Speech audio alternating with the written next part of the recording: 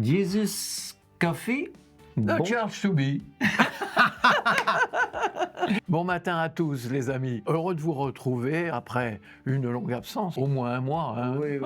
Ben, il paraît qu'il faut aborder le sujet de l'amour. Aimer. Est-ce qu'on doit aimer tout le monde systématiquement, n'importe comment, se débrouiller finalement Ouais. avec ce que Jésus nous commande, aimez-vous les uns les autres comme je vous ai aimé. L'amour, c'est pas un sentiment en soi, ça contient des sentiments, ça développe des sentiments, mais au départ c'est simplement une manière d'agir ou même une volonté d'aider. Je sais pas ce que tu en penses, mais moi c'est comme ça que je vois les choses. Je vois un peu ce que disait Jésus, tu aimeras ton prochain comme toi-même. Ouais. Déjà, il faut Ouais. déjà s'aimer, d'abord il s'aimer soi-même. faut déjà s'apprécier. Oui. Mais je me pose la question finalement, qui est mon prochain? Comme tu disais, c'est pas le monde entier, c'est pas les personnes que nous ne voyons pas, mais c'est en tout cas les personnes que nous côtoyons. Bien souvent, il est plus difficile d'aimer nos proches, qui va nous marcher 77 fois sur le même pied, que d'aimer quelqu'un qu'on voit jamais voir. Tu sais, le Samaritain qui est le seul à s'arrêter pour secourir quelqu'un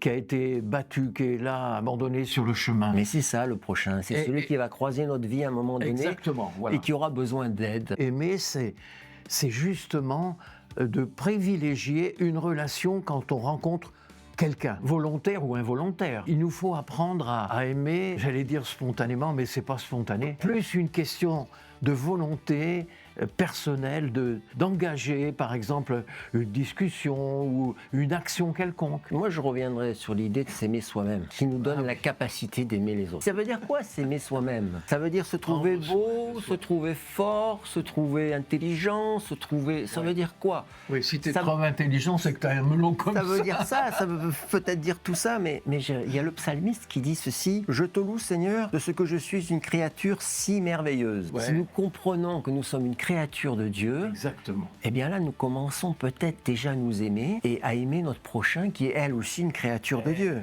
Apprendre à s'aimer soi, c'est aussi apprendre à aimer l'autre. Jusqu'où s'aimer? Est-ce qu'on peut tout tolérer? C'est assez particulier de dire jusqu'où s'aimer, parce que Jésus ne met pas de limite a priori. Je pense que tu fais allusion au fait que quand on a en face de soi quelqu'un qui refuse systématiquement toute volonté de notre part d'accepter quelque chose ou même qui manifeste de la haine ou de la méchanceté envers nous. Jésus lui, aimez vos ennemis. Il dira à un moment donné à ses disciples, aimez vos ennemis. Priez pour ceux qui vous maltraitent. Mais priez pour ceux qui vous maltraitent. C'est dans Luc 6 qui nous est dit ceci. Ça c'est difficile. Si à partir du moment où l'amour que nous portons pour quelqu'un nous est préjudiciable, si tu es attaché à quelqu'un qui te bat, que la relation nous nuit profondément, il est préférable de se protéger soi-même, puisque on doit s'aimer soi-même. Ça ne veut pas dire qu'on déteste la personne, mais en tout cas, on se met dans un espace de protection. Mais on peut prier pour les gens qui nous persécutent, et on arrive en tout cas à s'en retirer. L'amour, c'est pas en soi un sentiment, c'est la manifestation de quelque chose. Manifester de la patience en face de quelqu'un qui voue de la haine